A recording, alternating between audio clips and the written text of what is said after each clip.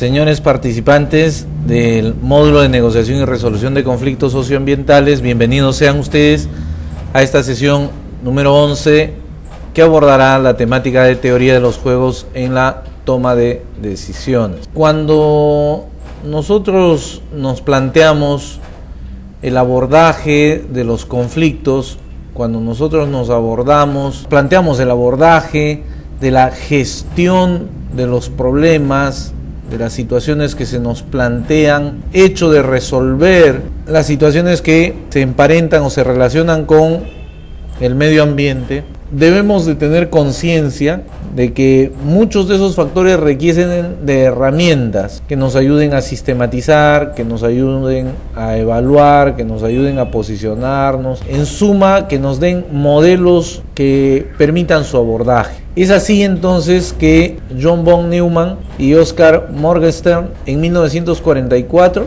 van a plantear sobre la base de la teoría de los juegos y la conducta económica un conjunto de elementos que nos permiten aproximarnos a estrategias, modelos de estrategia para el abordaje y la gestión de estos conflictos.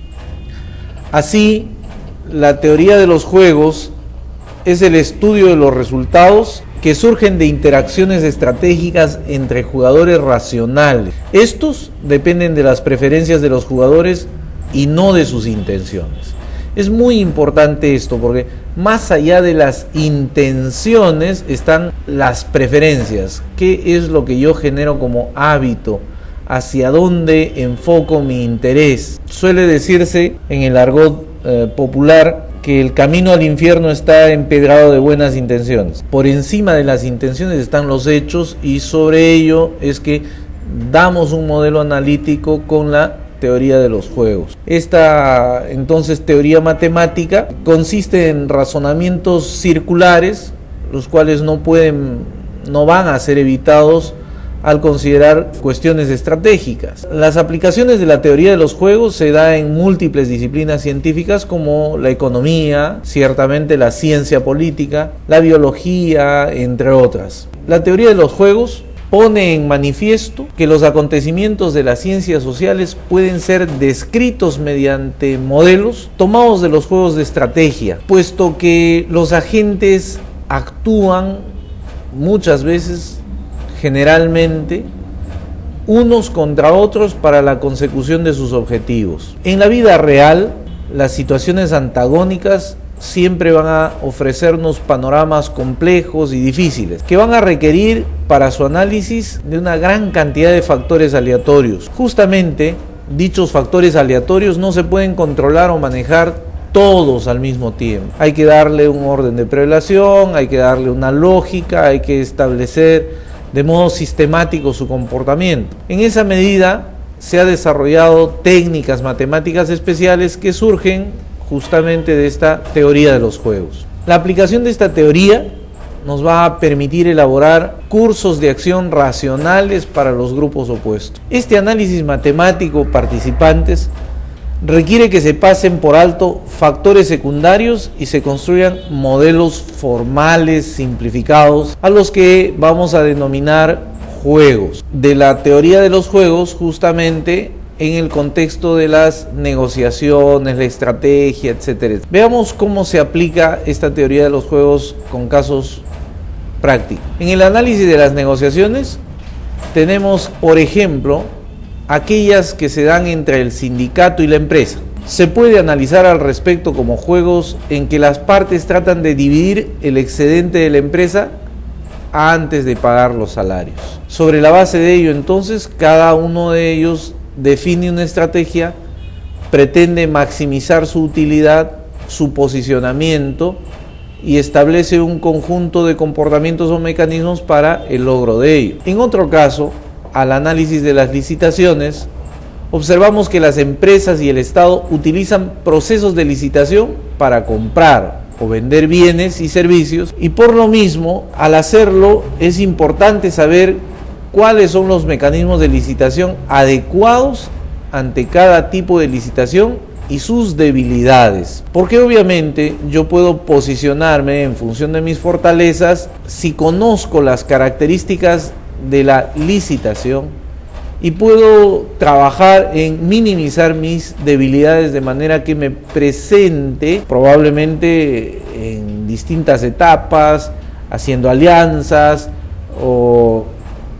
definiendo un comportamiento sobre la base de esto que va a hacer comprar o vender bienes o servicios, en muchos casos inclusive licitar, tercerizar, no solamente el comprar o vender, sino licitar, concesionar ese bien o ese servicio. En esa medida, cada uno de las partes, sea el Estado o aquellos agentes que participan de la licitación, trazan sus propias estrategias. En algunos casos inclusive se ha visto, muchas veces se presentan sabiéndose perdedores, pero para generar un nivel de expectativa en la licitación, ¿no? No hay una real vocación de ganar la licitación, pero sí de levantar expectativa sobre la licitación. El comportamiento de las firmas ante la entrada de competencia. Las firmas pueden ser agresivas frente a una nueva competencia y muchas veces desarrollan su estrategia reduciendo precios y aumentando el gasto publicitario, o, de otra parte, pueden acomodar la entrada tratando de llegar a un entendimiento con la firma entrante, es decir, te dejo entrar al mercado bajo mis condiciones. De otra parte, no negocio contigo, te cierro la posibilidad del mercado. ¿Cómo puedo hacerlo? De repente reduciendo mis gastos o ampliando mi publicidad, promociones que van acompañando la producción, etcétera, etcétera, ¿no? Ofertas, de suerte tal de que se haga inmanejable para aquel que por una economía de oportunidad, siempre al no tener un posicionamiento mayor en el mercado, su costo es ciertamente más significativo. Y como se establece allí, también se puede llegar a acuerdos para concederle la entrada al mercado con la finalidad de mantener ciertas ganancias o ciertos privilegios, como lo ha sido, por ejemplo, el compartir de la cola real con Coca-Cola o con otras empresas grandes como la Inca Kola en determinados mercados donde se ha hecho hegemónica el consumo de la cola real a nivel de volúmenes. En el caso de las estrategias en comercio internacional, vemos que en el comercio internacional los gobiernos protegen la producción nacional a costa de las empresas extranjeras. Se grava con impuestos, se establece mayores requisitos, en muchos casos requisitos sanitarios, etcétera, ¿no? Y por lo mismo se evalúa el costo que podría tener una posible reacción de los gobiernos extranjeros. No podemos hacer una sobreprotección, no en el ritmo de cómo va la economía mundial hoy, ¿no? Al respecto hay muchos estudios sobre dumping que pudiera ser revisados si fuese del interés del participante. En cuanto al análisis político, las reglas electorales alteran las plataformas electorales de los candidatos y se pueden estudiar las consecuencias de distintos tipos de reglas. Por supuesto, si nosotros analizáramos la legislación electoral y nos diéramos en que el modo de selección de candidatos es adicionalmente por no lista completa, sino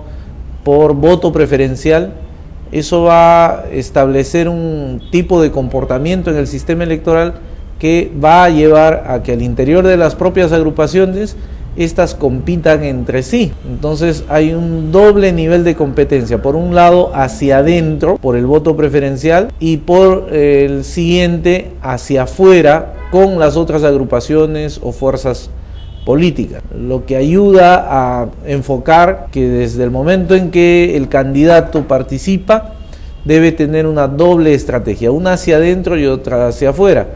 Algunos que tienen ya mucho prestigio ganado afuera pueden darse el hándicap de no presionar tanto hacia adentro, no buscar tanta la votación hacia adentro de la agrupación, sino más bien hacia afuera.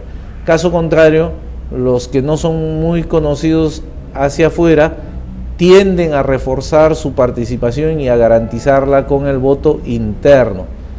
Bien, pero esto no es ciertamente inevitable, ¿no? Dependerá mucho de las estrategias que escoja seguir cada quien. En cuanto a evolución de las especies, aquí podemos decir que las especies que conocemos hoy por hoy son el producto de un largo proceso de interacciones con otras especies. Ya mismo ir reconociendo en el proceso evolutivo múltiples influencias, cruzamientos, mutaciones, en fin. Todo esto nos lleva a pensar que los genes y la influencia de estos sobre su comportamiento y características físicas hacen que individuos de una especie tengan distinta capacidad reproductora, con lo que los genes más exitosos en el juego reproductivo son los que sobreviven. Al respecto, quizás el ejemplo más simple pueda ser aquel que permite la fecundación del óvulo. De los millones de espermatozoides, solamente uno logra fecundar y es el que tiene mejores capacidades, ¿no? El que ha desarrollado mayor movilidad, mayor agilidad. Pero también este espermatozoide tiene debilidades y fortalezas.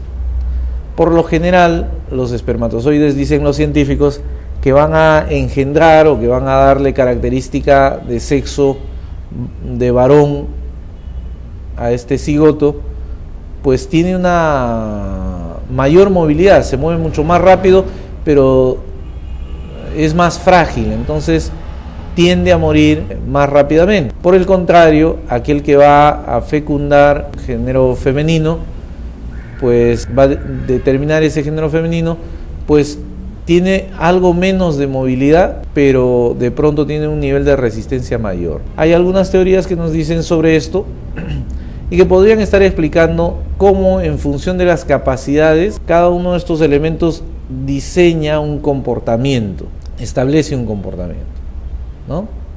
Al parecer, hoy mundialmente son más exitosas las mujeres, por lo menos al momento de la concepción. Sigamos entonces.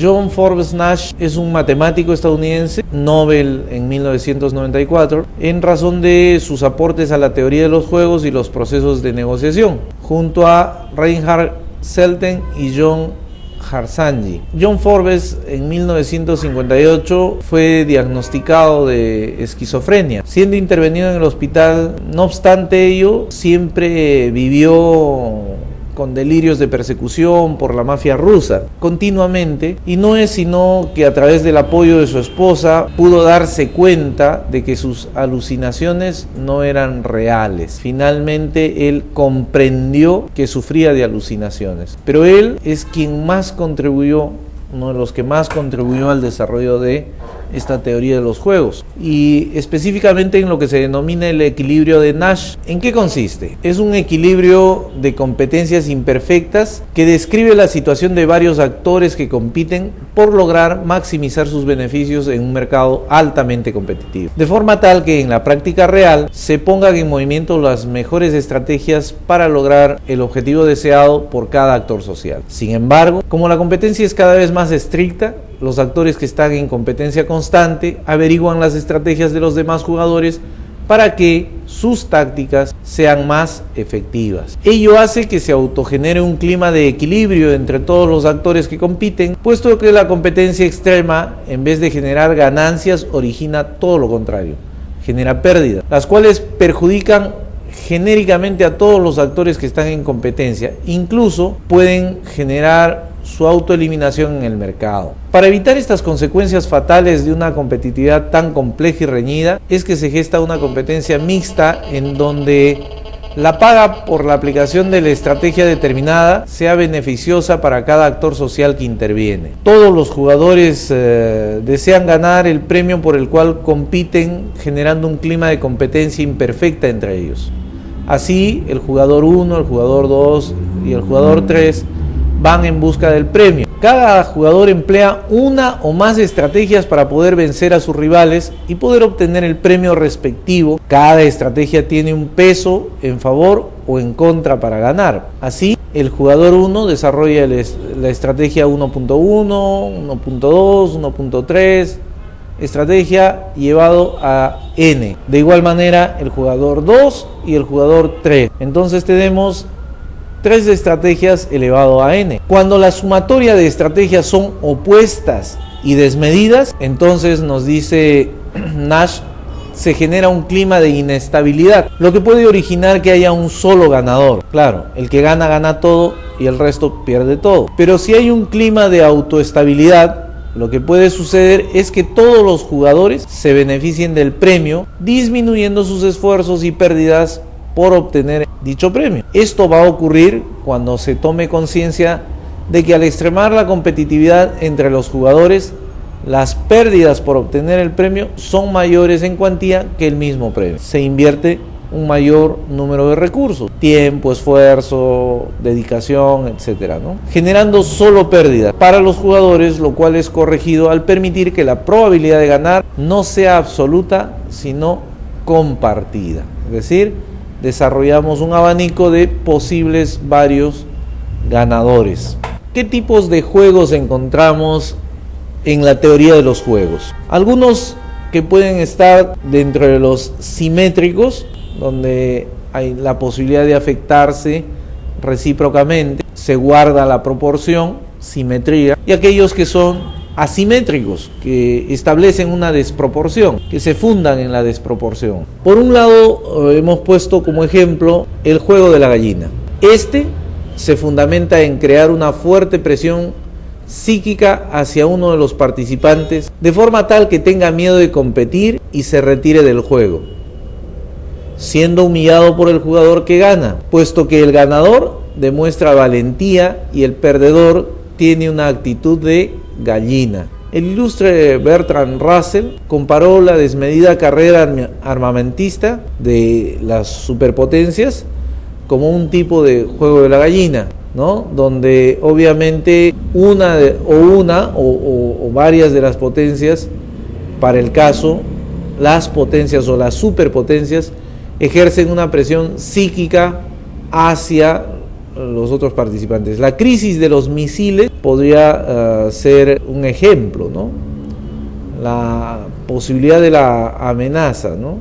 Las bases nucleares, etc. De otra parte tenemos el dilema del prisionero. En este dilema del prisionero, los dos que van a ser capturados, si se pusieran de acuerdo y colaboraran entre sí, lograrían una pena menor a que si uno de ellos confiesa o delata al otro. Pero el dilema del prisionero está en no tener la certeza de la conducta del otro y que pueda asumir que el que delate primero será el más beneficiado. Sobre la base entonces de esto, el juego se centra en el egoísmo de los jugadores por salir ganadores. Yo me salvo y entonces para ser beneficiario yo perjudico al otro. Este es un ejemplo clásico, como hemos dicho, de dos presos que enfrentan la policía que investiga sus crímenes. Aun cuando la policía no tiene fundamentos mayores para procesarlos, empieza una posibilidad de careo, de contrapunto, ¿no?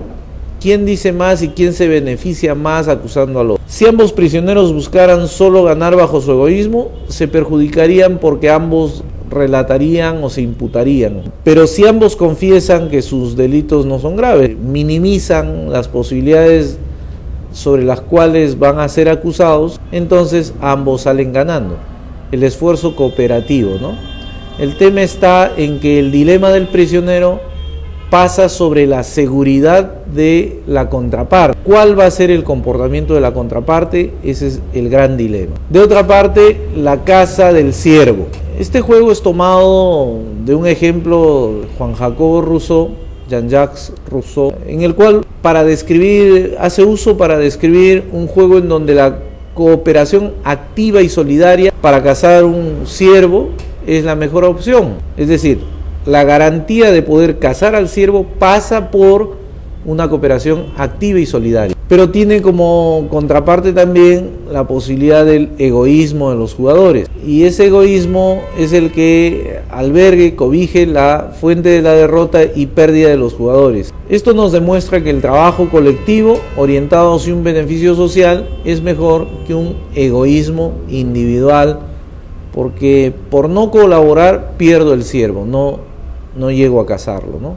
Pensando en que el ciervo debe ser solo para mí, entonces no tengo la posibilidad de apoyo y por lo mismo no ganan los otros, pero tampoco gano yo. En cuanto a modelos asimétricos, tenemos el juego del ultimátum. Este es un juego en el que cada jugador propone repartir una suma determinada con otro jugador, de manera tal que si el segundo jugador rechaza la oferta, nadie gana. Nos repartimos tanto dinero, pero si es que el segundo jugador encuentra injusto, desproporcionado, poco atractivo, no lo acepta, entonces ninguno de los dos se beneficia, porque requiere de la participación de los dos. Entonces allí el problema pasa porque alguno no maximice sus ganancias y que tampoco las minimice, que logre un equilibrio. En tal sentido, la oferta que lanza el primer jugador tiene que ser equilibrada, moderada, porque si prima su egoísmo y no una justicia equitativa de distribución, el segundo jugador sentirá que no es proporcional, que está siendo utilizado y entonces no acepta, rechaza la oferta lanzada, por lo cual ambos pierden. Pero si la oferta lanzada por el primer jugador es económicamente racional y equitativa, el segundo jugador aceptará la propuesta y ambos jugadores ganan de forma ecuánime. El juego del dictador. Este es otro juego asimétrico donde nuevamente hay dos jugadores, uno activo, el dictador, y otro pasivo, que es el recepcionista. El juego consiste en que dicho dictador entrega parte de su fortuna, ganancias o beneficios al recepcionista, y este tiene que aceptarlo sí o sí,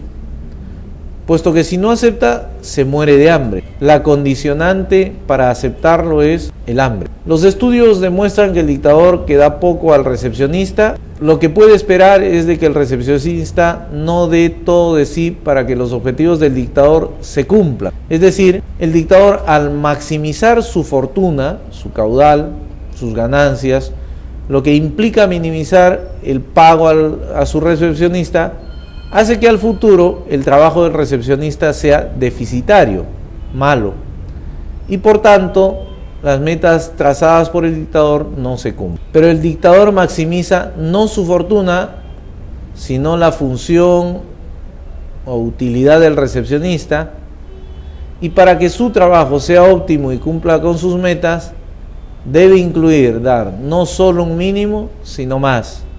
¿Cómo son los beneficios sociales, los premios, los condicionantes, los estímulos? Entre otras, distribución, ¿no? El reparto de utilidades en la empresa, la sobreganancia por productividad. Tenemos también otro personaje, el matemático húngaro-estadounidense John von Neumann, quien realizara importantes contribuciones en el mundo de la física cuántica, el análisis funcional, la teoría de los conjuntos, etc.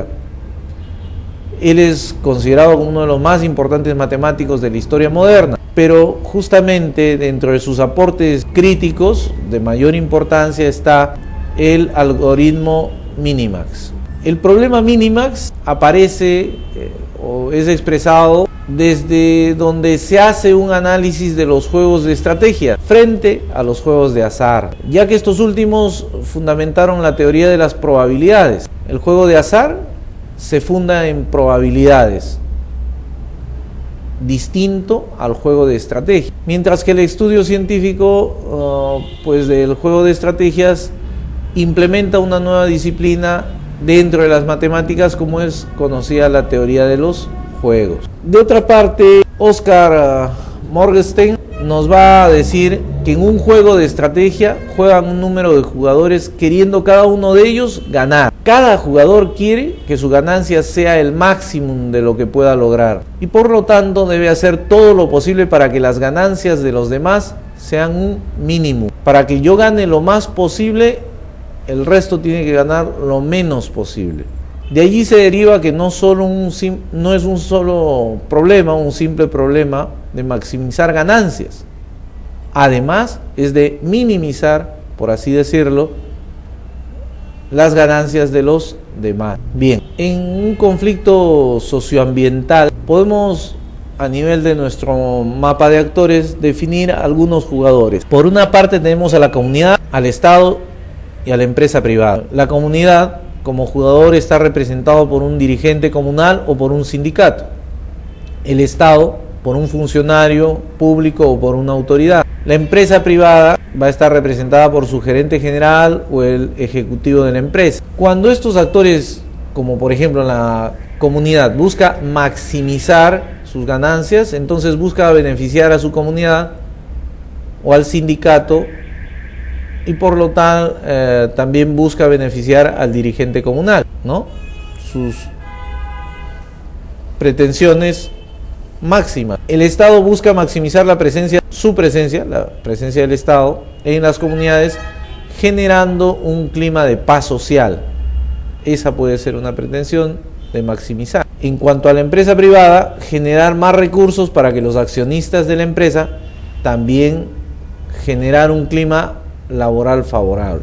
Entonces, por un lado, generar riqueza para los accionistas y por otro lado, que la gestión de la empresa sea adecuada en un clima favorable. Ya visto desde lo mínimo, minimizar las debilidades de la comunidad, minimizar los gastos al efectuar las movilizaciones, en el caso de la comunidad. En el caso del Estado, minimiza la ineficiencia del aparato estatal para solucionar los conflictos socioambientales. Por otra parte, la empresa privada minimiza la mala imagen institucional de la empresa, así como los daños económicos. Control de daño. Sería interesante usar esta tablita referencial, señores participantes, en el análisis que ustedes puedan hacer de lo que actualmente se denomina como el conflicto Conga. ¿Cuáles son las pretensiones máximas? ¿Cuáles son las posibilidades mínimas? Y cómo desarrolla entre lo máximo y lo mínimo, viendo que este es un juego de estrategias, cómo es el comportamiento de cada uno de los actores. Señores participantes, hemos concluido el tema 11. Estaremos con ustedes nuevamente en el tema 12 denominado Avances en la teoría de los juegos con aplicaciones económicas y sociales. Por su atención, muchas gracias.